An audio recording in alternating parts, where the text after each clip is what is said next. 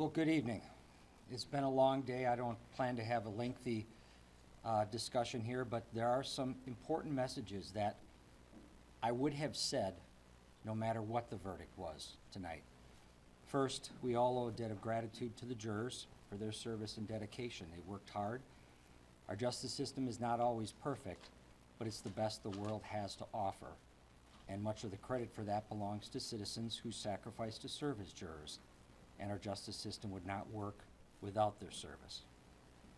Second, we all need to keep this case in proper perspective, and I hope that all viewers, readers, listeners will pay attention to this.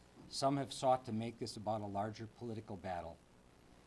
While this case is serious for all involved, it is ultimately about a single day, a single bad day in a public courthouse. The defendant is certainly not evil, nor is she a martyr for some greater cause. It was a criminal case like many that make their way through this courthouse every day, and we all must accept the verdict peacefully.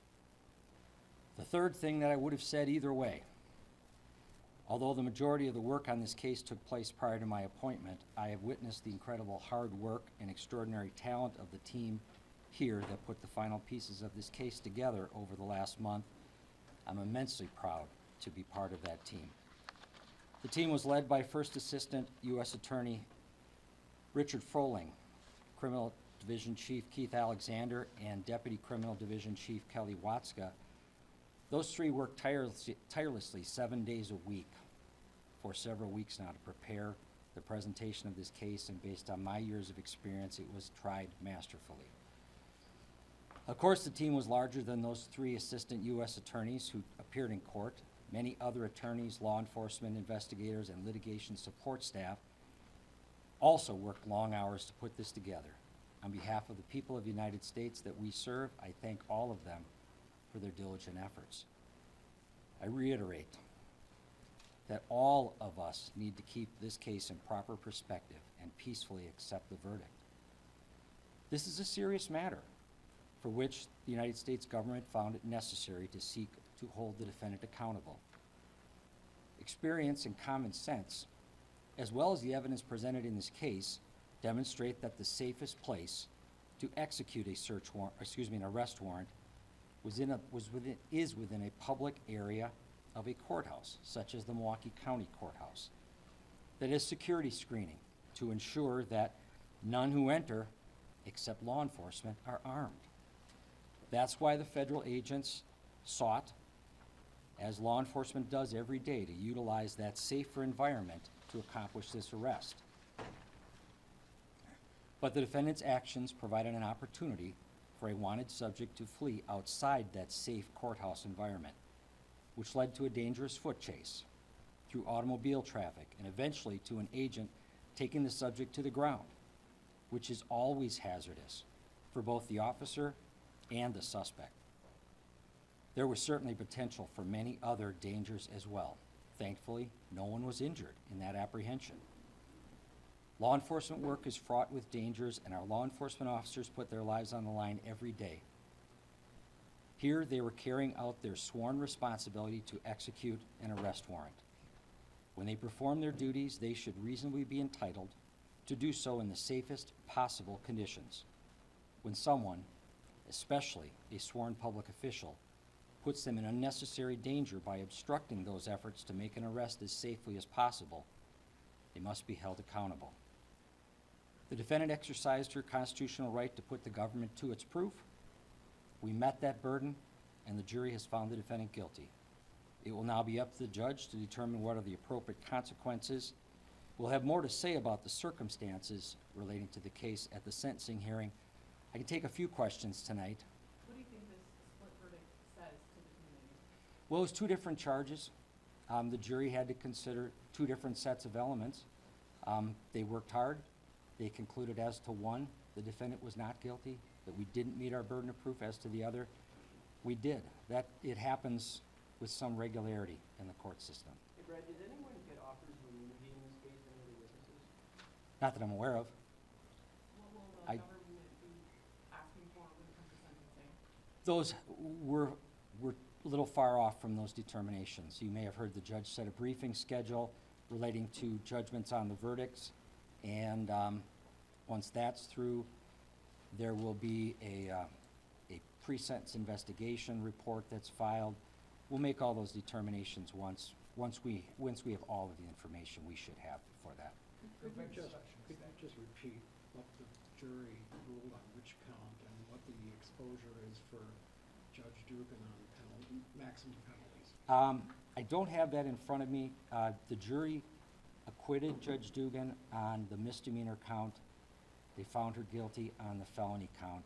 I don't remember what the exposure is. So. Brad, you have a lot of experience working in state courts as a former prosecutor and district attorney. What do you think this verdict will do? What message does it send to other county courthouses about what potentially will happen in the future? You know, I'd like to think that although until trial the defendant had maintained her innocence, I'd like to think that she looked back on this from the get-go with some regrets about what she did that day. She certainly did seem to, in those communications in the days following, where she had conceded that she was in the doghouse with the chief judge. I think she recognized this wasn't the right way to do things. I understand the concerns that Chief Judge Ashley expressed in that press release that became part of the evidence here. However, law enforcement is going to execute arrest warrants. And frankly, in most cases, the arrest warrants are issued by a judge. Law enforcement should be entitled to identify the safest place to do that. And a circuit court building that has a metal detector and security check-in at the front door is among the safest places we can find. I heard suggestions during the trial, well, why didn't they do a traffic stop? Traffic stops are inherently dangerous. You've all reported on the news of traffic stops that turn into dangerous chases where citizens and police officers sometimes get killed or hurt.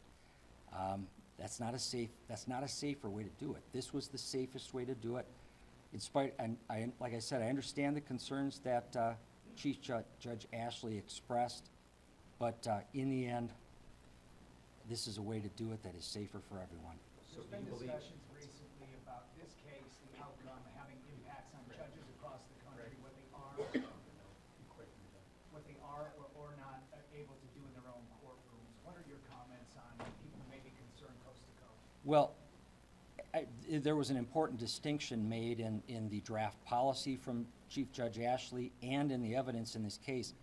This wasn't something that happened within the judge's courtroom. It was in the public hallways.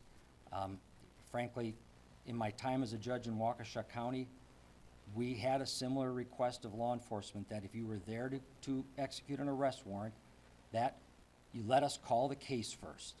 Let's get through this so that we know what's going to happen next. We don't unnecessarily, as the sergeant from the sheriff's department testified, you don't unnecessarily issue an arrest warrant for someone who didn't show up because law enforcement stopped them before they got in. That all makes perfect sense. Do it in the hallway. That is an important distinction here. Yeah, Mr. Biskupic. I'm only going to stay a little bit, and then Mr. Schimel can have the podium back. Just the defense comment is obviously disappointed. The mixed verdict is the big thing from the defense perspective. You know, the same elements of count one are in count two. In count two, how can you find guilty there and not guilty on the first? But that's why we asked for the post-trial briefing.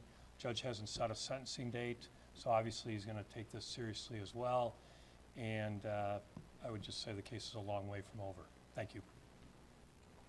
Steve, any reaction from Hannah on that verdict? Same comments.